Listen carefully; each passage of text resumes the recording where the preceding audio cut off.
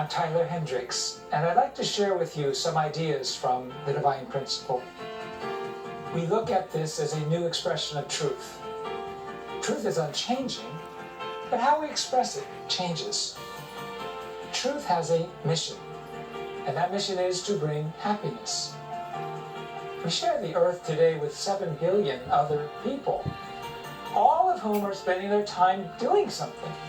There's one thing that everybody shares. We're all struggling to find happiness and avoid misfortune. And each of us is living our life to obtain joy and happiness, from the small details of our everyday life to the major events that shape history. Every event reflects someone's desire for a happier life. So we need to find the path to happiness. We can't afford to be ignorant about this and about life and about the world. Now, if it is a real path to happiness, then it can create peace. And if it can do so authentically for an individual, then it can do so also for the family. And peaceful families will naturally create a peaceful society, and this will extend to nations and to the world. But what makes you feel joy and happiness? Happiness follows when my desires are fulfilled. I feel happy when I satisfy my desires. When I buy something that I saved up for, when I receive a gift, when I was able to do something I wanted to do, when I started working for a company that I wanted to work for, when I acquired some certification, when someone I love affirmed and accepted me, when I dated someone who I respect very much, when I married my eternal love. When we fulfill our desires, we experience happiness.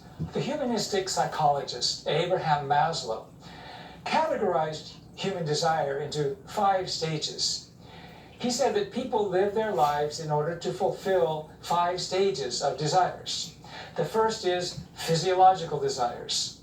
The second is the desire for security and safety. The third is social desire. The fourth is the desire to be respected. And the fifth is the desire for self-actualization. Our level of happiness, he said, increases based on the stage of desire we achieve. Fulfilling physiological needs brings temporary happiness, but gratifying desires for respect or desires for self-actualization brings a much greater sense of happiness. Now, with the unification principle, we take a little bit different perspective. We believe that we have 2 opposing kinds of desires. We have good desires and evil desires. People are directed by an original mind that attempts to achieve good desires. But we also have an evil mind which attempts to fulfill evil desires. And we are torn between these 2 directions. In order to have happiness, we have to dispel the desires that lead us toward evil and pursue desires that lead us toward goodness. But we require the wisdom to dispel those evil desires that originate from our evil mind, and to pursue good desires that originate from our original mind. The Divine Principle provides us with that wisdom. That means it is a guide toward happiness that can fulfill our good desires. Now let's talk about this contradictory nature. Within the same individual is a fierce struggle between the original mind, inclined toward good desires, and the evil mind, inclined toward evil desires. Whenever something exists that is contradictory in its own nature, it will inevitably self-destruct. Imbued with such a contradictory nature, human beings and the world we create is self-destructive. The self-destructive state is called by Christianity the fall, and in Buddhism it is known as ignorance. When we look at the human fall from the intellectual standpoint, it means we fell into ignorance. So let's talk about this ignorance. We consist of a mind and a body, an internal and external aspect. So there exist internal and external forms of knowledge. Accordingly, there are two kinds of ignorance: internal ignorance and external ignorance. What is internal ignorance? It means spiritual ignorance. For example, where did we come from? What is the value and goal of life? What happens after we die? Does God exist? What is good? What is evil? External ignorance means ignorance about the natural world, including our own physical body, about the fundamentals of the material world, and the laws of nature. Human beings have ceaselessly been seeking the truth, to transition from being ignorant to having knowledge.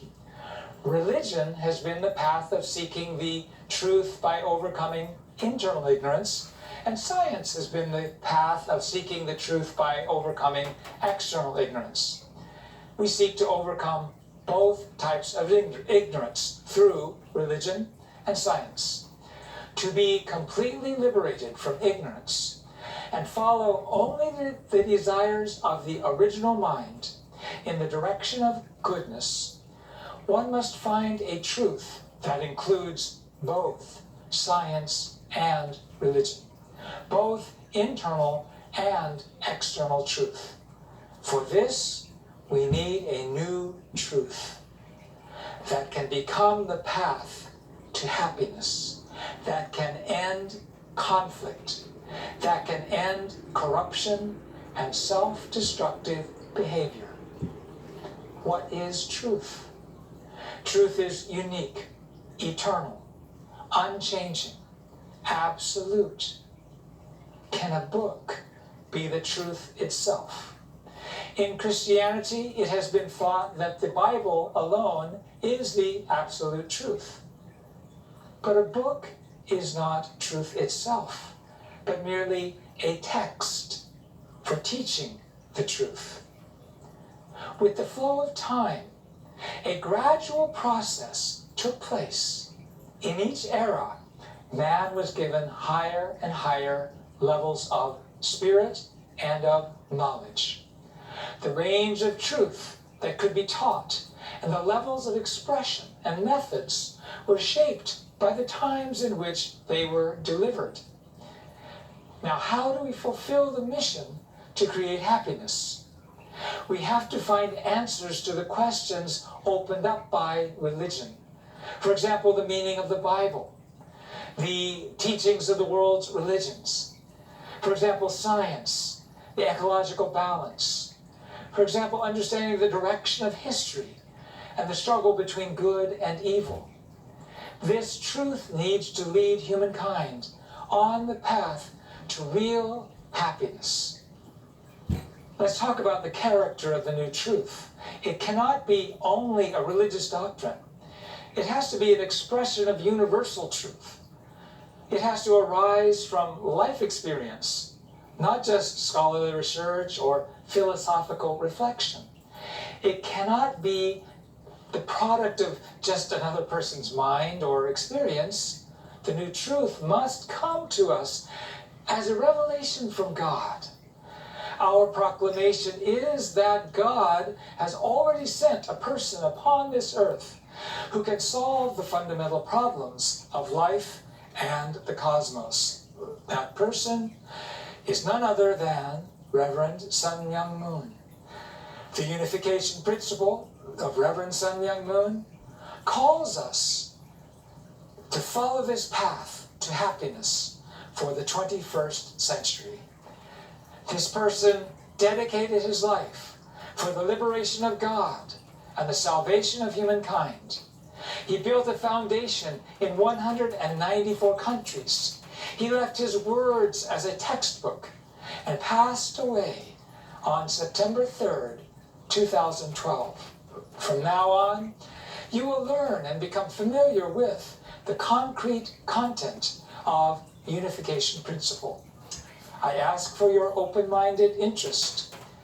Remove the stereotypes and any prejudices, and seek to grasp the new truth with a serious mind.